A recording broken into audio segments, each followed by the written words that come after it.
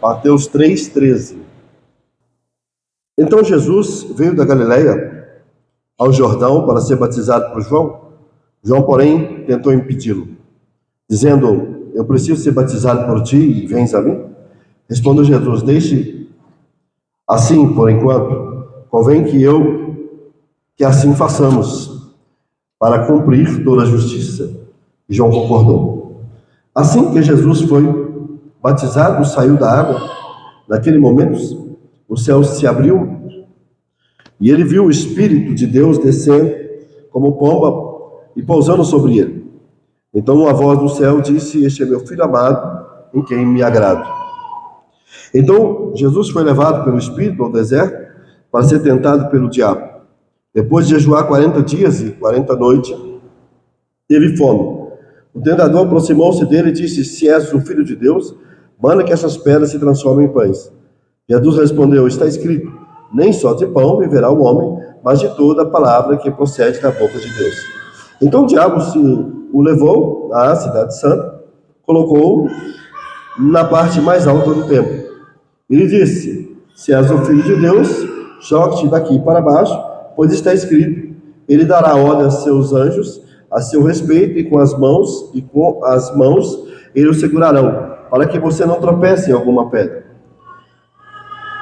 Jesus respondeu: também está escrito, não ponha à prova o Senhor seu Deus. Depois o diabo o levou a um monte muito alto e mostrou-lhe todos os reinos do mundo e o seu esplendor. Ele disse: tudo isto te darei se prostrado me adorares. Jesus lhe disse: retira-te, Satanás, pois está escrito, adore o Senhor seu Deus e só a ele prestarás culto. Então o diabo deixou e os anjos vieram e os serviram. Amém. Feche os teus olhos, queridos. Eu queria que nesse momento o pastor Júnior orasse por nós, para que Deus possa usar a simplicidade da palavra dele para falar conosco nessa noite. Deus, nós te damos, obrigado, Deus, obrigado pela graça, obrigado pela misericórdia, obrigado pelo compromisso, obrigado pelo saber do Senhor. Deus, que nos entrega a palavra de bênção, a palavra de sabedoria.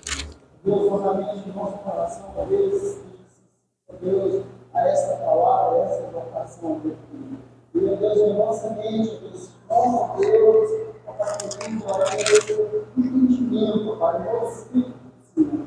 Seja uma palavra, Deus, eficaz, Senhor, usando todo o ser para nós falarmos, Senhor. Agradecemos em nome de Jesus. Os irmãos podem se assentar. O título da minha pregação hoje é A Preparação de Jesus. O título da pregação hoje é A Preparação de Jesus. E o meu objetivo é mostrar que Jesus, assim como o primeiro Adão, precisava passar pelo teste da tentação antes de iniciar o seu ministério. Meu objetivo é mostrar que Jesus, assim como o primeiro Adão, precisava passar pelo teste da tentação antes de iniciar o seu ministério. Na primeira pregação dessa série, Recortes da Vida de Jesus, eu falei sobre João Batista, o precursor de Jesus. O próprio João Batista tinha essa consciência de que ele era o precursor de Jesus. Ele disse: eu sou a voz que clama no deserto. E ele vai reivindicar o texto de Isaías 40 para defender que ele é aquele que foi chamado para ser o preparador, aquele que iria preparar o caminho do Senhor. Na segunda mensagem, fiz uma análise do nascimento de Cristo, pegando desde a genealogia até a concepção virginal, o nascimento virginal de Jesus, aonde nós mostramos como que esse nascimento de Cristo foi surpreendente, foi milagroso e foi maravilhoso. Mas na mensagem de hoje, eu queria mostrar exatamente a preparação de Jesus para iniciar seu ministério. Jesus não queria simplesmente, logo após ele completar a sua idade avançada de adulto, começar a pregar. Ele precisava passar por uma preparação. E essa preparação foi exatamente no Jordão. Essa preparação foi exatamente aos pés de João Batista. Foi ali que ele começa, então, a sua preparação para o seu ministério. E a preparação de Jesus envolve tanto o seu batismo como a sua tentação. Esses dois blocos de texto que eu li, juntos, vai exatamente apontar qual foi a preparação de Cristo. Então, quando Jesus aparece no Jordão, Jesus aparece ali exatamente porque ele precisava obedecer os planos de Deus para a vida dele. Portanto, eu entendo, e esta é a minha tese aqui hoje, que a obediência é a chave para a preparação ministerial de Jesus. Grave isso aí.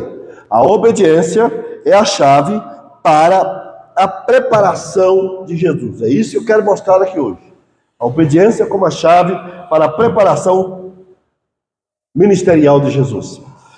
Vejamos então de que maneira aconteceu essa obediência e essa preparação. Primeiro, Jesus se preparou obedecendo ao mandamento do batismo. Como Jesus se preparou? Jesus se preparou obedecendo ao mandamento do batismo. E é interessante porque Jesus, ele aparece às margens do Jordão para ser batizado por João Batista. E João Batista, a priori, ficou relutante. Devo eu batizá-lo ou não? Eu deveria batizar? Talvez eu devesse ser escolhido para ser discípulo dele. E é interessante porque, hora nenhuma, Jesus pensou em chamar João Batista para ser seu discípulo. Seria um bom discípulo.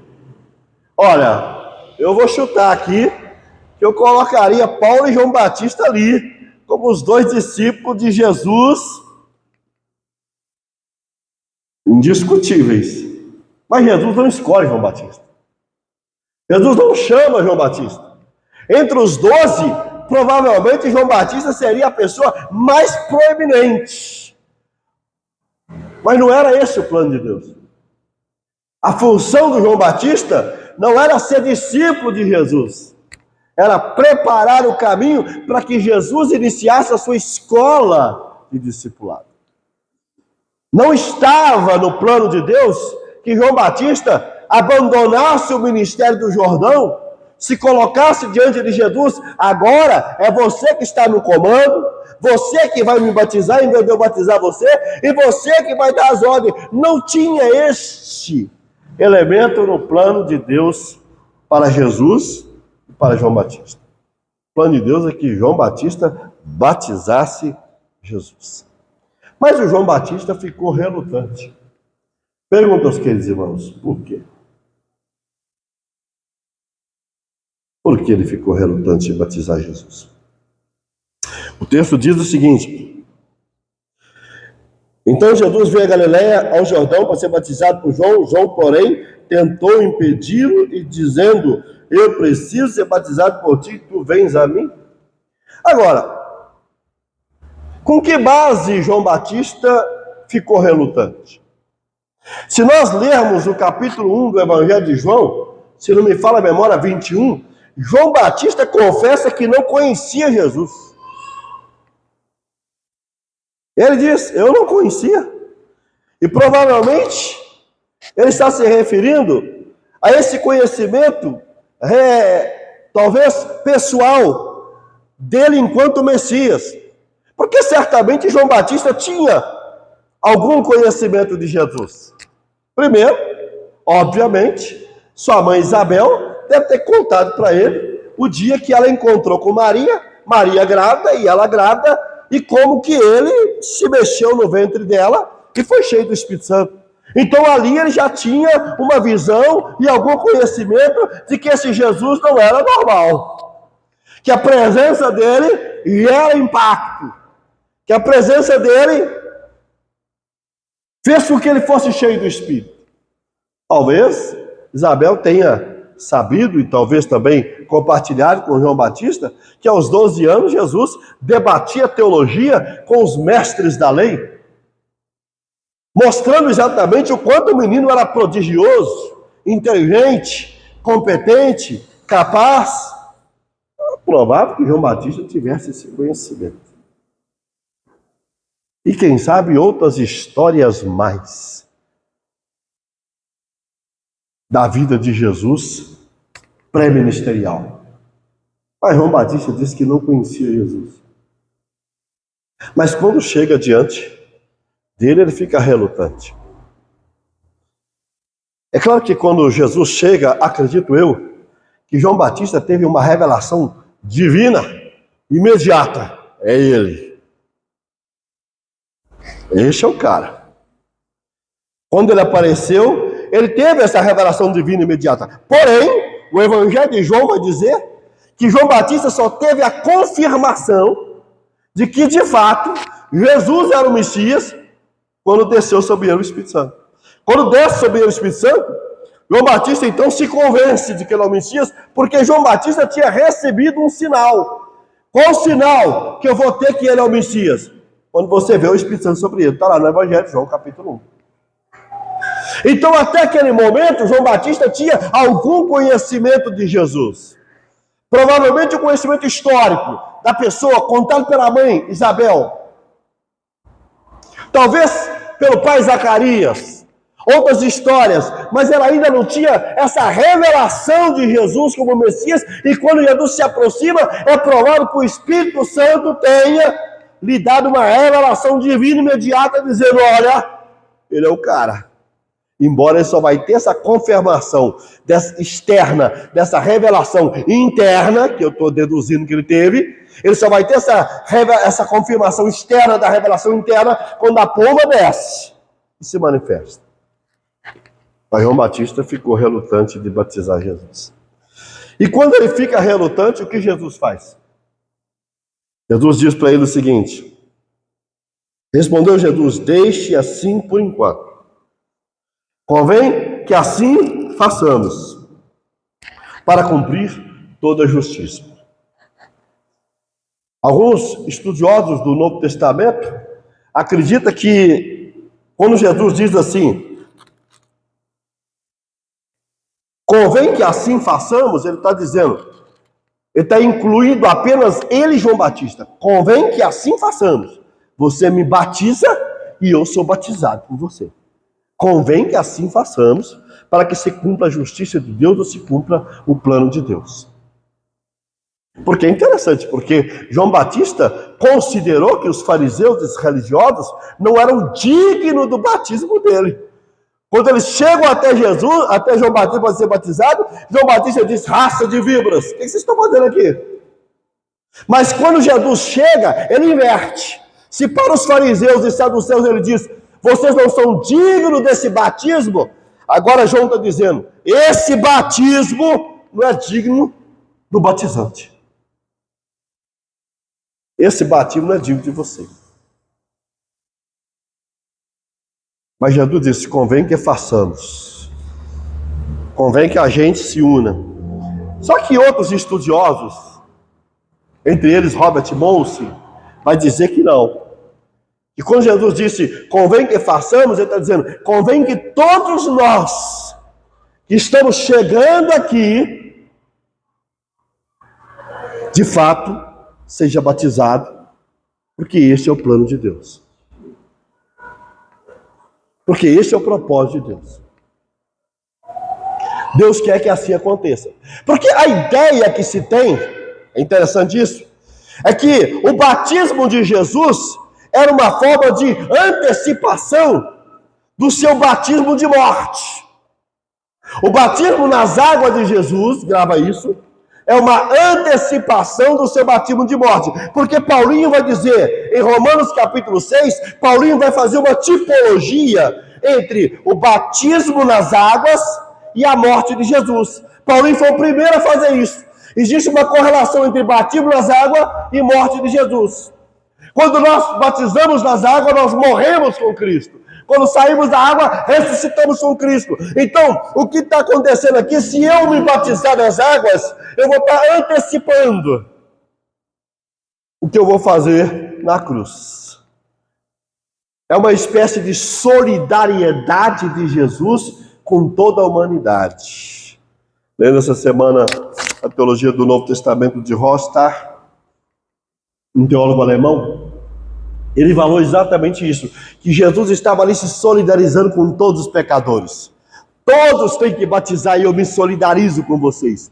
Eu não estou batizando porque sou pecador, eu estou me identificando com o pecado de vocês, porque é para isso que eu vim, para identificar com o pecado de vocês, para resolver o pecado de vocês, para substituir vocês por causa da culpa desse pecado e morrer no lugar de vocês.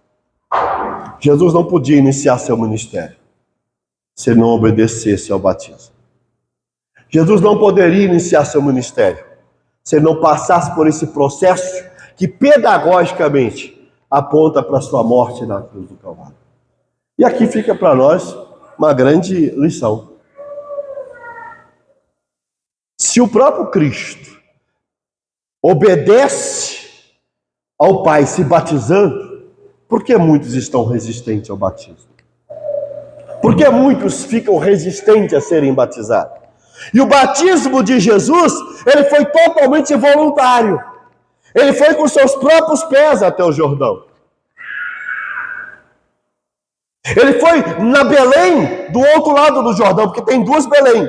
E essa Belém do outro lado do Jordão, onde Jesus estava, onde João Batista estava, às margens do Jordão. Foi exatamente ali que ele foi para ser batizado. E ele foi porque ele quis. E ele foi porque era necessário. E ele foi porque o plano de Deus pressupõe o batismo nas águas. Então não tem como qualquer igreja ensinar que não precisa ter batismo. E aqui está a minha briga teológica com alguns reformados que acham que o batismo de criança é suficiente. Eu não consigo ver isso. Embora a análise reformada de que isso tem a ver com a aliança do Antigo Testamento, eu não consigo entender assim. Porque eu entendo que o batismo, e o próprio João Batista, quando estava pregando às margens do Jordão, a sua doutrina do arrependimento, ele estava pregando para judeus e para gentios. Ele estava convidando todas as pessoas ao arrependimento. Você é judeu, você é filho de Abraão, você tem aliança, você foi circuncidado, mas você também tem que ser batizado. Ora, se a aliança era suficiente, se a circuncisão era suficiente, para que batizar de novo? Jesus estava ali como judeu, ou não? Filho da aliança, ou não? Da aliança do Antigo Testamento também. No entanto, Jesus se batiza no batismo do arrependimento. Não pelos seus pecados, mas para se solidarizar com a raça, dizendo, eu vou morrer por vocês na cruz, e aqui está a antecipação desse batismo de morte. Então a ideia de proibir ou de ensinar que não há necessidade desse batismo consciente, adulto, não faz parte do modelo de Jesus, do Evangelho de Jesus. Se há alguma resistência ao batismo, a meu ver, esse texto anula essa resistência. Se há alguma tentativa de dificultar o batismo com base do adulto numa aliança, aqui nós temos um problema. Porque o batismo pressupõe uma consciência de pecado. Não tem como batizar alguém sem consciência de pecado. Se você entrou no batismo, caiu dentro d'água, só porque seu pai quis, só porque sua mãe quis, ou porque então você batizou para casar. Alguém comentou isso comigo ontem. Ah, o pastor batizou só para casar. Eu falei, isso aqui não acontece na CBB, não. Aqui não. Ah, tem que batizar para casar, não. Batiza ninguém para casar, não. Existe igreja que a pessoa tem que batizar para casar lá. Eu não consigo ver essa doutrina no Novo Testamento. Vocês conseguem ver? Não existe esse negócio. Batismo, ele tem que ser precedido por uma experiência clara de arrependimento. Jesus, então, se prepara obedecendo ao mandamento do batismo. Mas eu quero avançar na preparação de Jesus. Pulando aqui, vocês viram, né? Só passando. Em segundo lugar, Jesus se preparou obedecendo ao direcionamento do Espírito Santo. Primeiro, Jesus se preparou obedecendo ao mandamento do batismo. Tem que batizar. Não vale o batismo de criança. Tem que ser o batismo de arrependimento, de conversão. Mas em segundo lugar, Jesus se preparou obedecendo ao direcionamento do Espírito Santo. E esse é um ponto interessante. Porque Jesus, ele é Deus. Mas durante todo o seu percurso humano, Jesus dependeu 100% do Espírito Santo de Deus. Jesus já começa sendo concebido pelo Espírito Santo. Eu expliquei isso aqui na pregação sobre o nascimento de Cristo. Ele providenciou o espermatozoide que fecundou o óvulo de Maria.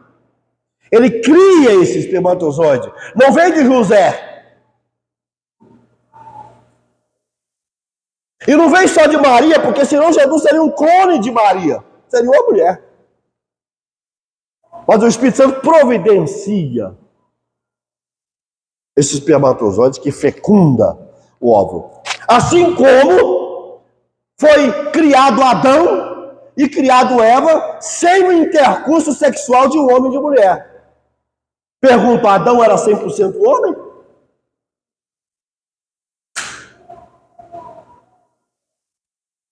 Houve uma fecundação ali, criada pelo Espírito Santo da formação do Adão, de Eva. Ele então cria Jesus, um espermatozoide que fecunda o óvulo de Maria, que veio dar à luz ao próprio Filho de Deus. Isso é obra do Espírito Santo. Percebe? O Espírito Santo estava na concepção de Jesus. O Espírito Santo estava no nascimento de Jesus. E quando Jesus Cristo vai para o batismo, o que acontece? O Espírito Santo vem sobre ele em forma de pomba. No batismo. E nós temos no batismo a cena da Trindade Divina. Jesus na água, o Espírito em forma de pomba e o Pai dizendo do céu: este é meu Filho amado em quem me comprazo. A Trindade estava presente ali, mas o Espírito Santo foi a marca. E Deus revelou para João Batista: quando você vê o Espírito Santo, este é o sinal de que ele é o Messias. Isso confirmou para João Batista, está lá no capítulo 1 de João. E o Espírito Santo não passou a encher, grava isso, Jesus a partir do batismo. Jesus já era cheio do Espírito desde a concepção no ventre de Maria. Mas neste dia, o Espírito é o selo, é o sinal, claro, evidente, de que ele seria o elemento diferencial da vida de Jesus. E é interessante, porque já no início do capítulo 4 diz assim: então Jesus foi levado pelo Espírito ao deserto. O Espírito concebe Jesus, o Espírito vem sobre Jesus no batismo, e agora o Espírito, ele é aquele que leva Jesus até o deserto. E o Lucas acrescenta um dado que o Mateus omite. É que o Lucas vai dizer que Jesus, cheio do Espírito, foi impelido ao deserto. O Lucas acrescenta que Jesus não apenas foi impelido pelo Espírito, mas que Jesus estava cheio do Espírito Santo. E esse é um ponto, irmãos, que nós temos que ter consciência plena de que Jesus ele começaria todo o seu ministério direcionado pelo Espírito Santo. Agora, olha o que está lá, só para os irmãos terem uma noção.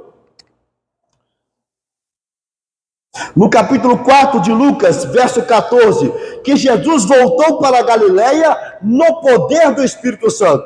Ou seja, Lucas 4:1, Jesus estava cheio do Espírito e foi dirigido pelo Espírito ao deserto. Lucas capítulo 4, 14, Jesus voltou para a Galileia no poder do Espírito Santo. Ou seja, o Espírito Santo passa a ser a chave que governaria e que direcionaria a vida de Jesus. Jesus curava pelo poder do Espírito, expulsava demônio pelo poder do Espírito, pregava o Evangelho pelo poder do Espírito, ensinava pelo poder do Espírito. O Espírito Santo estava sobre Jesus para que o ministério se realizasse, se concretizasse.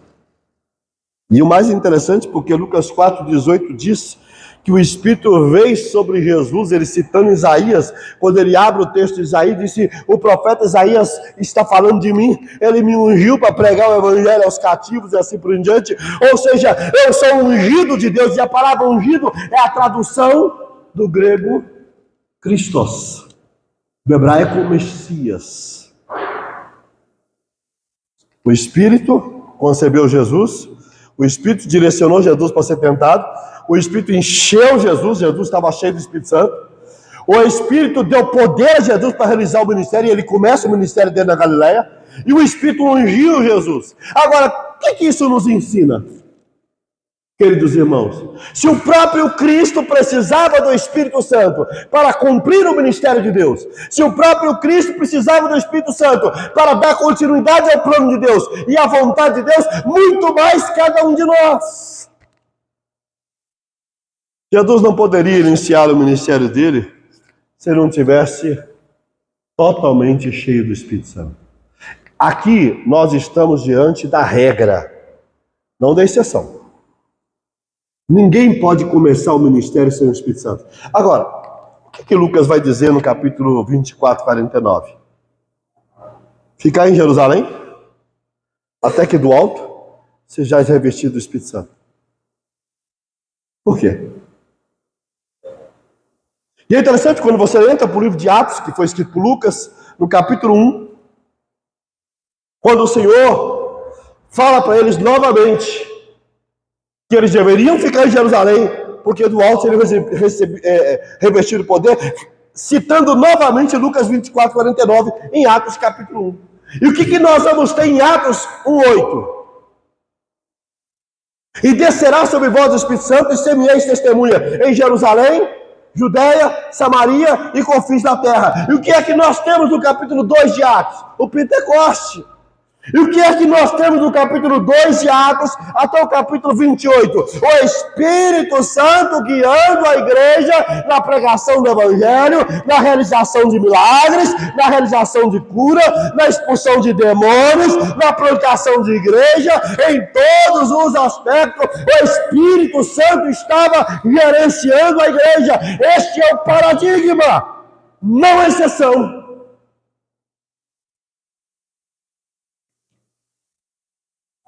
O Espírito Santo estava no controle. O Espírito Santo dizendo, no capítulo 13 de Atos: separai-me Paulo e Barnabé. Paulo quis pregar para ir para a Espanha e outros lugares, o Espírito Santo impeliu a não ir, mas a ir para outro lugar, através da visão de um homem da Macedônia. Quem conduzia a igreja era o Espírito Santo.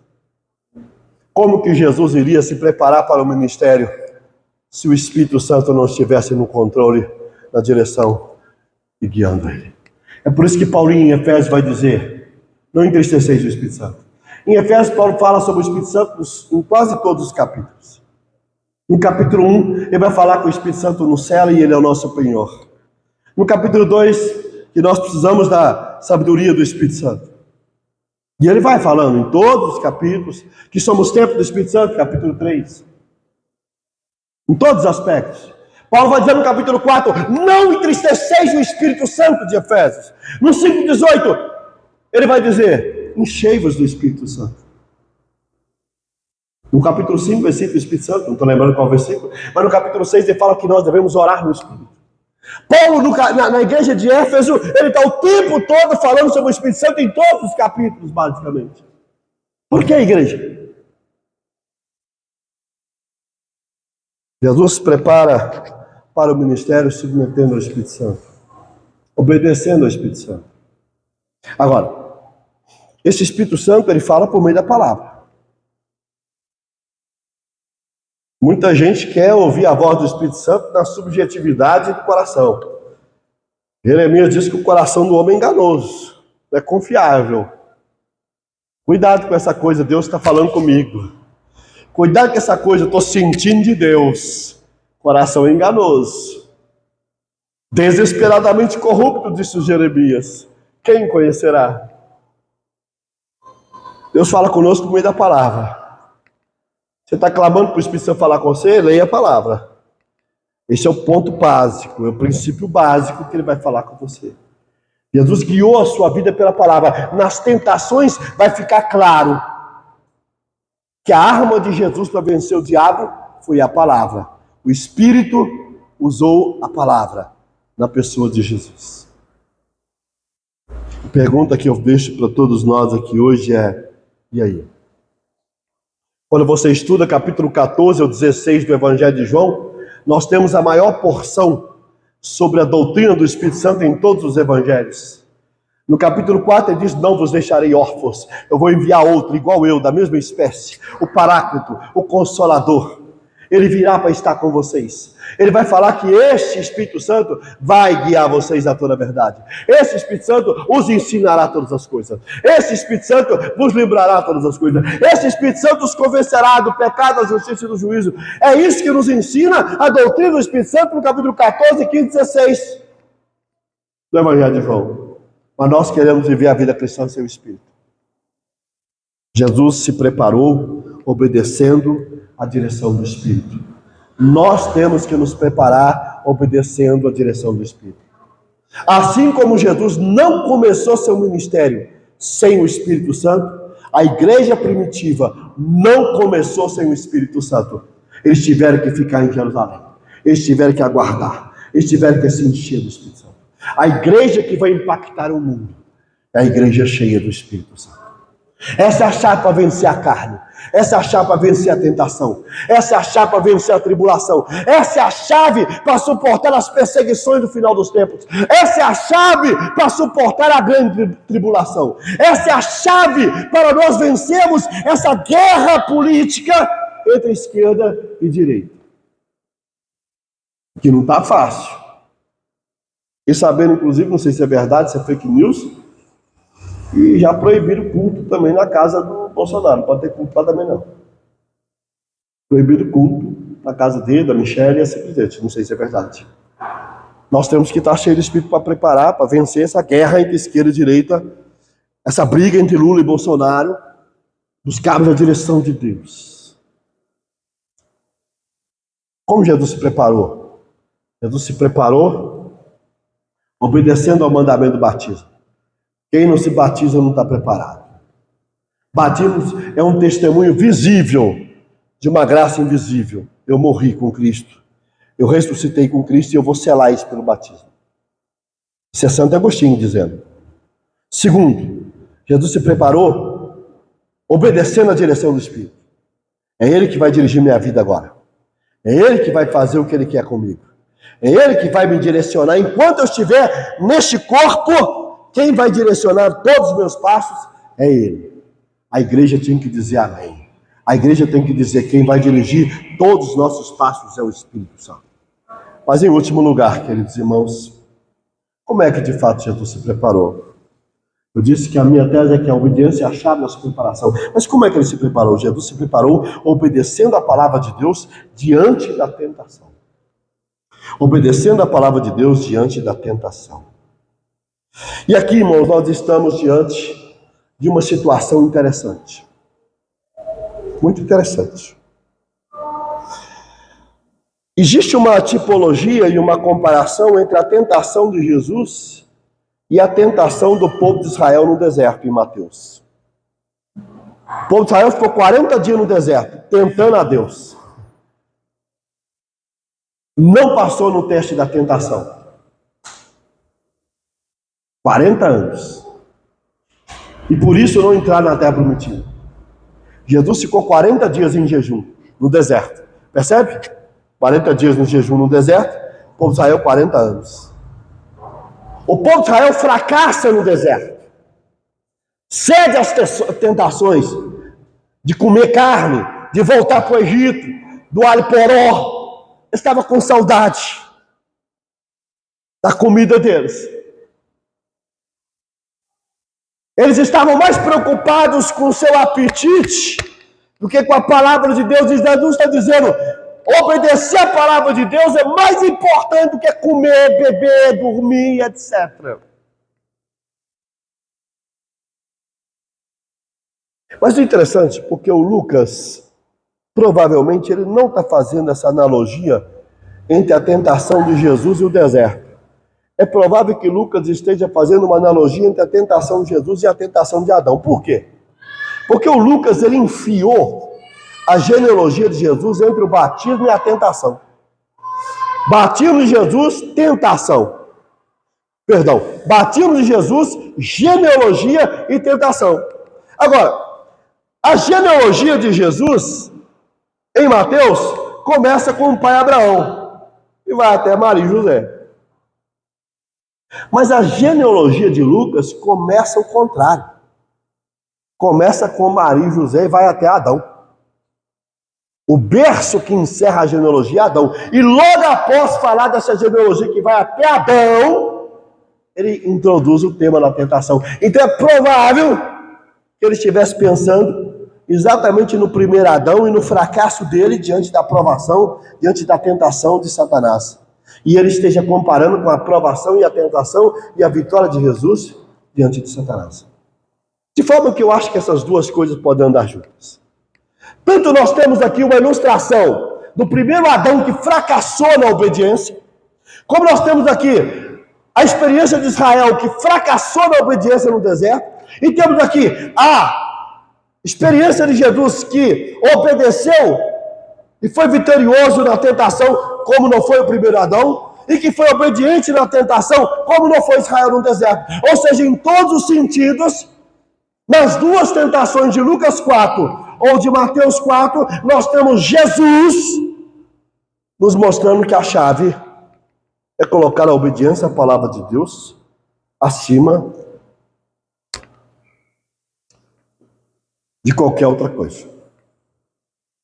Agora, é interessante porque o diabo ele pega um gancho para começar a tentação dele. Qual o gancho? Ele se agarra na frase do pai. O problema dele é o pai, entendeu? Amados. Ele tem uma mágoazinha do pai.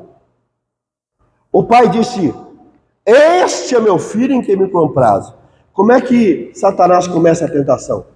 Se tu és o filho de Deus. As duas primeiras tentações usa a frase, a terceira não. Se tu és o filho de Deus. Agora, eu fiquei meditando. O diabo aqui estava querendo, de fato, colocar em dúvida se Jesus era o filho de Deus, colocar em cada cabeça, você não tem nada não, você acha que você é? Tem certeza? Será que você não está tendo uma crise de identidade? E eu acreditei muito nessa tese. Mas mudei de ideia. Eu acho que o diabo não é burro assim, não. Ele sabia que Jesus não ia ter essa crise. Eu acho que o diabo ele foi para um outro lado. Ele enveredou para um outro canto. Qual foi o canto que ele enveredou? Ele pensou, eu sei que você é o filho de Deus, senhor. Não tem dúvida não. Eu vi o pai falando lá do céu que você é o filho de Deus. Eu vi o Espírito Santo lá também, vi tudo, eu sei. Não tem dúvida não, eu sei que você é o filho de Deus. Agora, como filho de Deus, você tem direitos. Você tem poderes. E a minha pergunta é, você vai ou não vai usar os seus poderes para benefício próprio? Eu acho que toda a tentação gira em torno desse problema. O problema de usar o poder de Deus, ou os poderes de Deus, para benefício próprio. Essa é a grande questão. Como filho de Deus, você tem direitos, você tem poderes, você tem dons, e a pergunta é, vai deixar de usar o que você tem? Vai deixar de lançar a mão do que você pode? Vai perder essa oportunidade? A minha questão é, se você é o filho de Deus, por que então você não aproveita a chance e usa o que você tem de melhor para seu benefício próprio? Mas aqui é que entra o problema. É que Jesus não enviou, o Pai não enviou Jesus para o mundo para realizar os seus sonhos, para realizar os seus desejos pessoais de Jesus, mas para realizar os sonhos e desejos do Pai. Jesus não tinha que usar o poder dele para o seu benefício. Ele tinha que usar o poder dele para o benefício do povo e da humanidade. O poder e os dons foram dados para os outros e não para nós. E aqui nós temos que abrir uma aspa, ter uma digressão, fugir do assunto, mas eu volto para ele. É por essa razão que John Stott não concorda com o dom de língua. John Stott não concorda com o dom de língua, porque segundo John Stott é o único dom egoísta, para benefício próprio. E na cabeça de John Stott, Deus não dá dom egoísta para ninguém. Todo dom que Deus dá é a serviço do outro. E se o dom de língua é a serviço próprio, não faz sentido. Com toda a reverência, não concordo com o John Stott.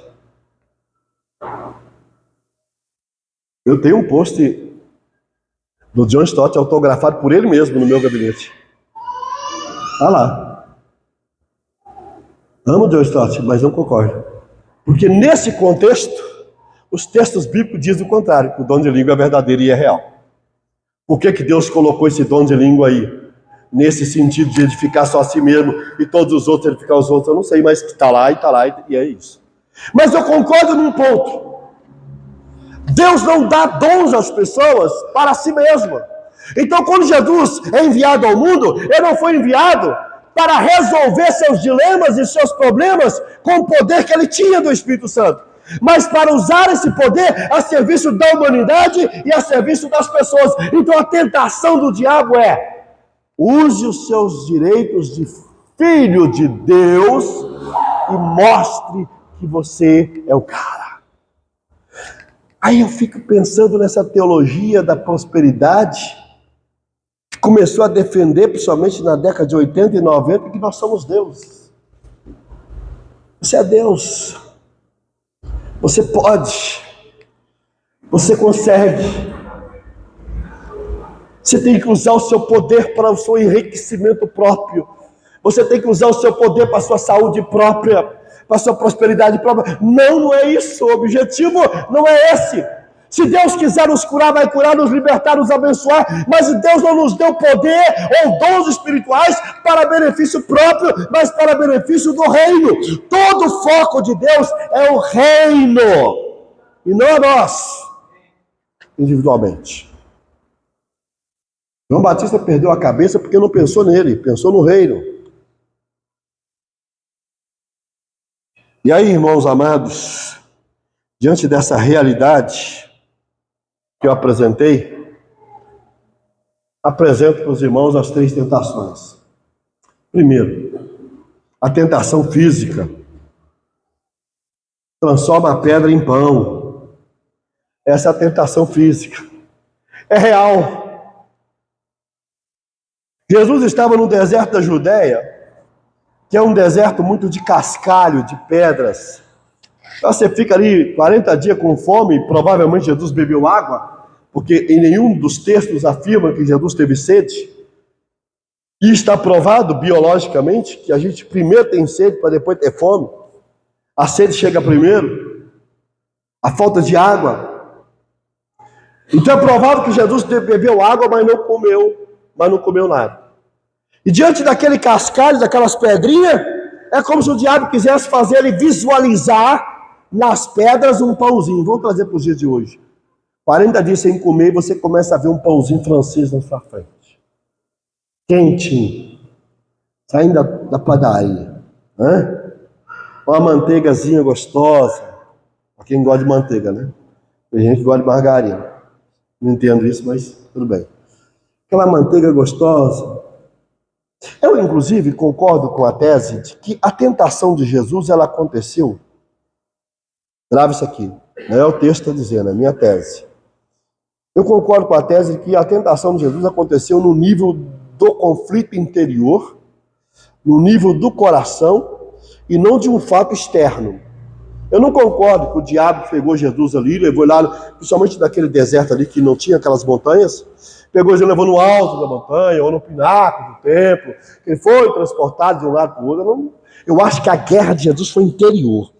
O conflito dele foi interior com o diabo ali. Interessante, você olha para 2 Coríntios 12, Paulo estava tão confuso diante da visão de Deus que ele falou, eu não sei se eu estava no corpo ou fora do corpo. Ele tinha dúvida. Era tão real a experiência de Paulo que ele falou, eu não sei se eu estava fora do corpo ou dentro do corpo. Eu acho que Jesus estava ali tendo um conflito espiritual. Eu até gostei de um filme sobre Jesus. E eu quero deixar bem claro que essa é uma tese minha, o texto não fala nada.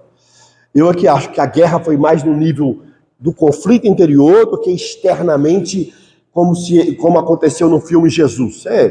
O filme Jesus, se alguém lembrar qual filme, mas um dos filmes de Jesus, o diabo leva ele, tipo assim, na Times Square, lá em Nova York, naqueles lugares lindos lá, maravilhoso, mostra tudo para ele, falou, tudo isso aqui eu vou te dar, né?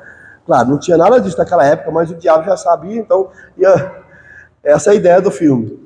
Então, eu acredito que a guerra de Jesus foi interna. O capeta ali pressionando o coração, porque a minha guerra é interna. A sua guerra é interna. O campo de batalha é a mente, está lá, 2 Coríntios capítulo 10, verso 4 até o 6. É ali que está acontecendo a guerra. Então, eu imagino que o diabo começou a trabalhar com a necessidade física de Jesus. Ele queria comer, ele teve fome, é real isso. Então, transforma a pedra em pão. Mas aqui entra o ponto que eu coloquei anteriormente.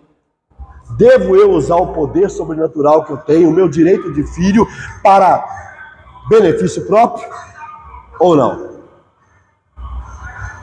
Eu devo usar o poder de Deus para benefício próprio ou não? E naquele momento, Jesus diz, não, eu não tenho que usar o poder de Deus para benefício próprio. E aí Jesus vai citar exatamente Deuteronômio, que é um texto que mostra muito sobre a aprovação de Israel no deserto. E vai dizer, nem só de pão viverá o homem, mas de toda a palavra que sai da boca de Deus. Por quê? Porque ali ele quis mostrar o seguinte, você está querendo colocar a necessidade física acima de tudo, e você está querendo dizer que eu tenho que manipular o poder de Deus, que eu posso manipular o sagrado, que eu posso manipular a divindade, que eu posso manipular os recursos espirituais para beneficiar a mim mesmo. Eu não fui chamado para manipular Deus, os recursos espirituais ou a divindade para sanar meus problemas, para resolver meus problemas, não, Satanás. Eu estou aqui para cumprir um outro propósito, uma outra missão, e não para resolver meus dilemas pessoais.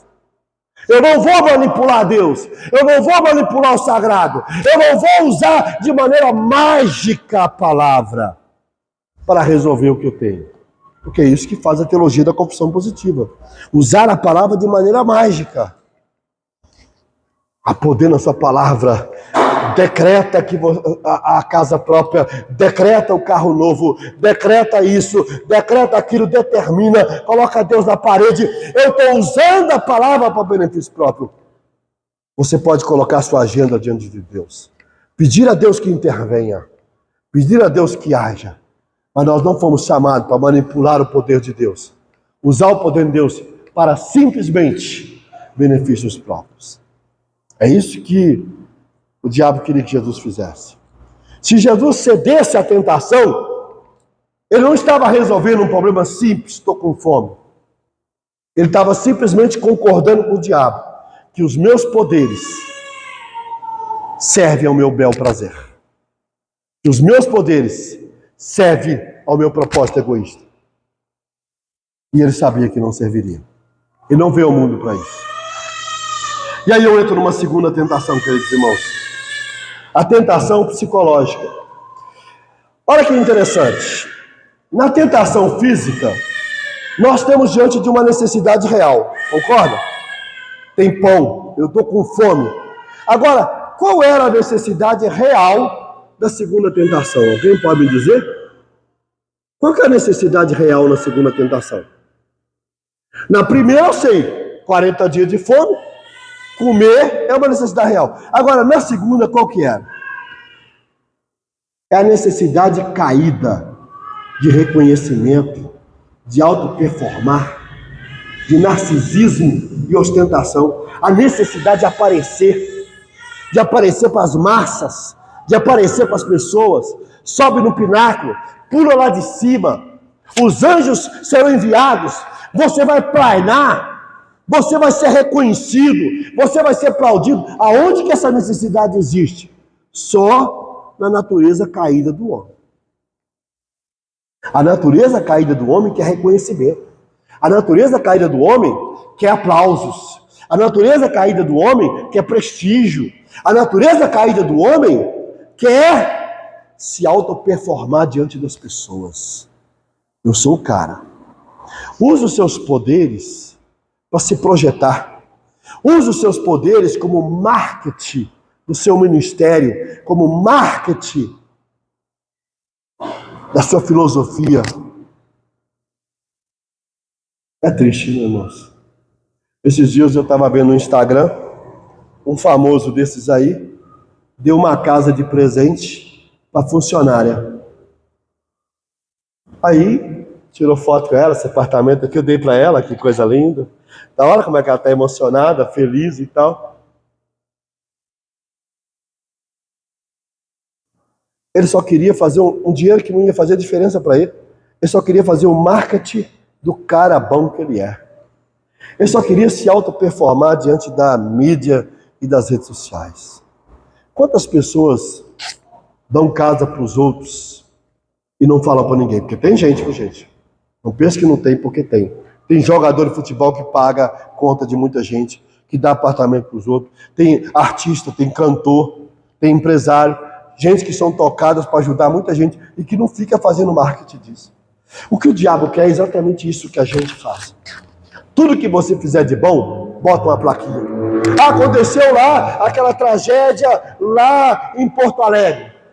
Aí vai lá os crentes tudo lá, tirar foto, fazer selfie da cesta básica e etc e tal. Nós estamos o tempo todo buscando isso. O ser humano caído, ele é narcisístico por natureza. Ele quer se auto-performar diante de tudo. É interessante porque no capítulo 6 de João, os irmãos de Jesus falaram assim: por que você não vai para Jerusalém e não opera milagre lá? Por que você não vai para Jerusalém e faz essas coisas lá? Porque se você chegar em Jerusalém e começar a realizar essas coisas, eles vão te aplaudir. Eles vão te dar prestígio. O que Jesus falou para os irmãos dele? Falou: chegou minha hora não, eu não vim para cá não, senhor. Eu não vim para isso não. Você acha que eu vim para cá? Eu acho que se Jesus quisesse ser um pouquinho mais claro, ele teria dito assim: eu só tenho uma coisa que eu quero exibir nessa vida. Meus cravos na cruz. A única coisa que eu quero exibir é meus cravos na cruz. É isso. A única coisa que Jesus quer. Que lá, em Hebreus capítulo 12, Jesus fala que é vergonha. Porque a sociedade considerava aquilo como vergonha. Mas ele foi colocado na cruz. Aquilo que era vergonha, Jesus escolheu essa vergonha para ele. O cravo na cruz. Mas o Satanás queria que ele usasse os poderes para conseguir isso. Gente, vamos fazer um pouquinho de reflexão. Sabe o que fica claro aqui? É que aonde Jesus está dizendo não, as igrejas hoje estão dizendo sim. A gente quer promulgar a cura que aconteceu aqui na igreja, a gente faz culto na televisão para promulgar as curas, para promulgar os milagres. Fulano que andou, fulano que fez isso, fulano que fez aquilo. Parece que a gente quer mostrar que a nossa placa é a maior, que aqui o milagre acontece, a gente está promulgando, fazendo marketing daquilo que não é nosso. Quem cura é Jesus. Quem liberta é Jesus. Eu não tenho que fazer marketing disso, não. Nós queremos fazer marca da nossa placa. Olha quantas obras sociais fazemos, olha quantas coisas estamos realizando. Nós estamos o tempo todo querendo projetar nosso ministério, projetar nosso nome, mostrar para o mundo quem somos. A tentação de Jesus aqui é resistir. Jesus aqui, ele resiste esse caminho do prestígio, de se auto-performar diante do mundo.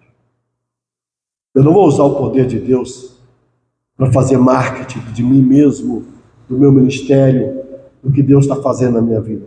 É por isso que a gente tem que tomar muito cuidado com esses testemunhos, irmãos. Porque muito testemunho hoje nada mais é do que fonte de dinheiro. O cara foi isso, vai ministrar na igreja do fulano, cobra quantos mil? Para falar que Deus fez isso, isso. Se foi Deus que fez, e se ele fez de graça, por que você está cobrando para ir lá falar isso? Por que você tem que cobrar para dizer isso tudo para os lugares? A segunda tentação para mim, ela foi psicológica, porque ela não se justifica, a não ser numa patologia interna do ser humano, num desejo de aparecer. É isso que o diabo estava trazendo a Jesus. Apareça, mostra que você é o cara, diga para o mundo que você não tem ninguém você. Agora você imagina se Jesus tivesse feito isso, literalmente. Se as plateias vissem isso, os judeus iriam aplaudi-lo. Todos iriam aplaudir, mas não era isso que ele queria. A terceira tentação, ela é uma tentação espiritual. E por que a terceira tentação ela é espiritual? Porque o alvo de Satanás é a adoração. Esse é o alvo de Satanás, a terceira tentação.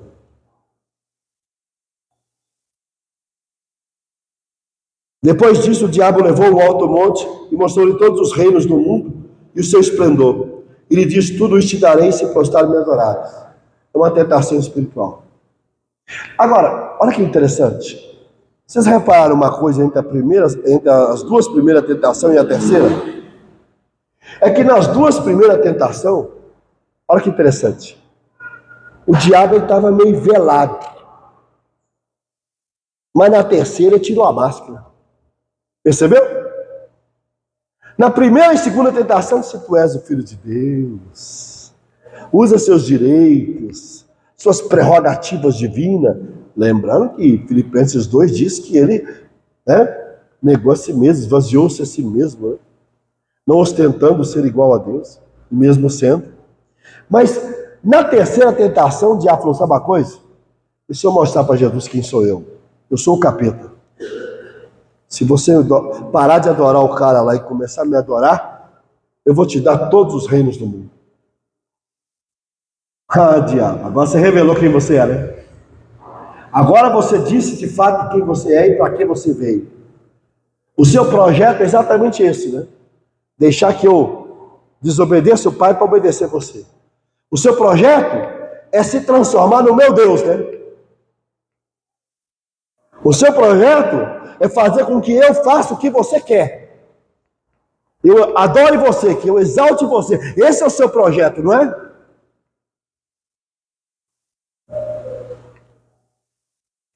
É interessante, porque ele vai usar uma linguagem aqui, né? Todos os reinos do mundo, eu vou conquistar as coisas por você. E eu vou conquistar você por um caminho fácil, pelo atalho. Porque o caminho de Jesus era conquistar os reinos do mundo pela cruz, pelo sofrimento. Mas eu vou te dar pelo atalho. E aqui fica uma dica: cuidado com o sucesso que vem por atalho. Cuidado com as coisas fáceis que vêm por atalho. Eu vou te dar o atalho. Eu vou te dar o caminho fácil. Mas o tempo todo Jesus ensinou nos evangelhos que o caminho dele é um caminho de sofrimento. A porta é estreita, o caminho é estreito. Paulinho vai dizer: se alguém quiser viver piedosamente, padecerá, sofrerá perseguição. Ou seja, eu não apresento para vocês atalhos. E pensam os irmãos que a tentação acabou? Não acabou, não. O diabo continuou tentando Jesus. Aqui nós temos o test drive, nós temos o início. Mas lá quando Jesus pergunta aos discípulos: quem sou eu? E Pedro revela pelo Espírito Santo que ele era o Filho de Deus. E Jesus começa a falar da sua morte. O diabo usa exatamente a boca de Pedro para dizer: o senhor não vai morrer. E ele vai dizer exatamente o que ele disse aqui. O que ele disse aqui? Retira-te, Satanás. Lá ele vai dizer para Pedro: retira-te, Satanás. Você acha que ele parou? Durante todo o tempo ele tentou tirar Jesus do projeto do Pai. Me adora, me coloque no lugar de Deus. Talvez você pense assim: ah, pastor, mas quem aqui vai fazer isso, né?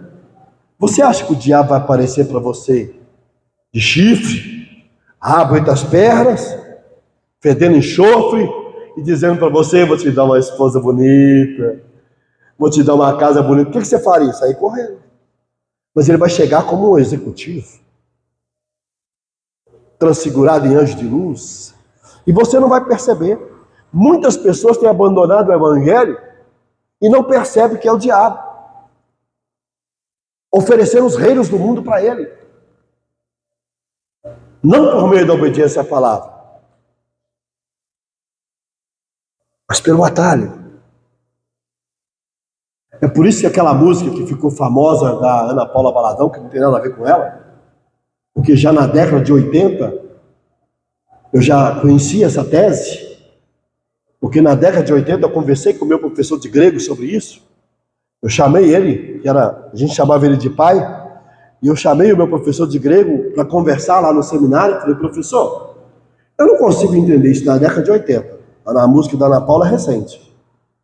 Não sei se foi 90 ou o que foi. Mas lá no início da década de 80 eu falei: professor, eu ouvi uma mensagem de Billy Graham, era Billy Graham, onde ele fala que Jesus fez uma festa no inferno. Eu não consigo entender aquilo ali não, professor. Tá me dando um nó na cabeça. Eu sei que Billy Graham é o maior evangelista do século, mas me ajuda aí, eu não entendi aquilo ali não. Para mim o Billy Graham tá errado. E o professor olhou para mim, e eu lá, menininho lá, 18 anos. Ele falou: você tá certo, o Billy Graham tá errado. Não houve festa no inferno não. Quando Jesus Cristo morreu na cruz, foi luto, foi choro. Porque tudo que o diabo fez foi impedir Jesus de ir para a cruz. O projeto do diabo é: você tem que ir pelo caminho do sucesso rápido das coisas que eu tenho para você. Não a cruz. A cruz não pode. Por quê? Porque a cruz era pisar na cabeça dele, a serpente. A terceira tentação, queridos irmãos, é exatamente Jesus pisando na cabeça da serpente, dizendo: não, eu não aceito o seu caminho, eu não aceito a sua estratégia, eu não aceito o seu plano. Queridos irmãos, poderia pregar mais, mas vou ter que encerrar, porque estou vendo as horas aqui, esqueci de olhar o relógio. Infelizmente, aonde a igreja está dizendo sim, Jesus disse não. Estamos querendo manipular o poder de Deus para benefício próprio, para projetar nossa marca. Queremos fazer marketing da cura divina, marketing dos milagres, marketing das nossas obras sociais. Nós não fomos chamados para isso. De que maneira Jesus preparou? De que maneira Jesus preparou, gente? Grave isso aí. Se você gravar isso, tá bom. Jesus se preparou obedecendo. Adão não obedeceu. Israel no deserto não obedeceu. Jesus obedeceu. Se nós pegarmos a história de Jesus do começo ao fim, se resume numa só palavra: obedeceu ao Pai. De que maneira Jesus se preparou? Obedecendo ao Pai, se batizando. Obedecendo ao Pai, se submetendo ao Espírito. Obedeceu ao Pai, resistindo à palavra, à tentação pelo poder da palavra de Deus. De que maneira a igreja se prepara? Obedecendo. De que maneira o jovem se prepara? Obedecendo. Mas nós não queremos obedecer. Vamos colocar de pé, queridos.